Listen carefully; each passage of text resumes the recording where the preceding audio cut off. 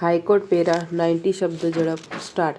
સુરત જિલ્લાના મોજે રૂડ ગામના નવા સર્વે નંબર 29 વાળી ખેતી વિષયક જમીન અંગે તેના માલિક તુષારભાઈ હરજીભાઈ ઘેલાણી નાઓને સુરત કલેક્ટરશ્રી સમક્ષ સદર ખેતીની જમીન કલમ 65 હેઠળ બિનખેતીમાં હેતુફેર કરવા માટે અરજી કરેલ. જે અરજીના કામે ત્રાહિત પક્ષકાર દ્વારા વાંધા અરજી રજૂ કરી સદરહુ જમીન અંગે સિવિલ કોર્ટ સમક્ષ દાવાદુવીના પ્રકરણ ચાલુ હોવાની રજૂઆત કરેલ તેમજ સિવિલ દાવાના કામે યથાવત પરિસ્થિતિ જાળવી રાખવાનો હુકમ થયેલ હોવાથી તુષારભાઈ ઘેલાણીની બિનખેતીમાં રૂપાંતર કરવાની અરજી દફતરે કરવાની માંગણી ત્રાહિત પક્ષકાર દ્વારા કરવામાં આવેલ. ત્યારબાદ સુરત કલેક્ટરશ્રી દ્વારા તુષારભાઈ ઘેલાણીની કલમ 65 હેઠળની અરજી દફતરે કરવામાં આવેલ. જે કલેક્ટરશ્રીના હુકમ વિરુદ્ધ તુષારભાઈ ઘેલાણી નાઓએ નામદાર ગુજરાત હાઈકોર્ટ સમક્ષ હાલની આ પિટિશન દાખલ કરેલ.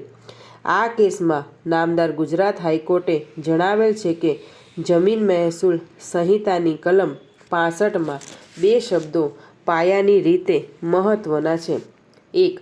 ખાતેદાર 2. ધારણ કરેલી જમીન.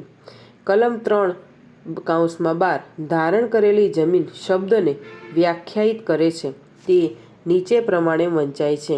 3(12) ધારણ કરેલ જમીન એટલે ધારણ કરનાર ધારણ કરતો હોય તે જમીનનો ભાગ. 37 કલમ 3(16) ખાતેદાર શબ્દને વ્યાખ્યાયિત કરે છે જે નીચે મુજબ વંચાય છે. 3(16) ખાતેદાર એટલે દુમાલા ન હોય તેવી જમીન જેના ખરેખરા કબજામાં હોય એવો ગણોત્યો સિવાયનો ધારણ કરનાર.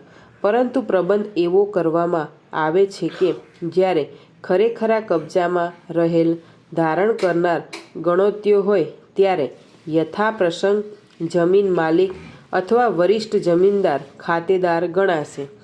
આમ કલમ 65નું સાદું વાંચન એ બાબત સ્પષ્ટ કરે છે કે બિનખેતીની પરવાનગી મંજૂર કરવાના હેતુ માટે જે પહેલી વસ્તુને કલેક્ટરે ધ્યાને લેવાની હોય છે તે એ છે કે શું અરજી કરનાર, બિનખેતીની પરવાનગી માંગનાર જમીન, કે જેની આકારણી ખેતીના હેતુ માટે થાય છે અથવા જે ખેતીના હેતુ માટે ધારણ કરવામાં આવેલ છે તેવી જમીનના ખાતેદાર છે કે કેમ.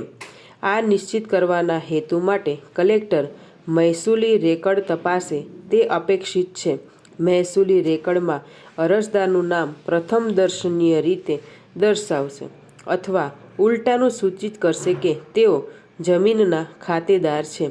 પ્રક્રિયાનું બીજું પગલું એ નિશ્ચિત કરવાનું રહેશે કે સદર જમીનના તેઓ ગણોતિયા છે કે કેમ.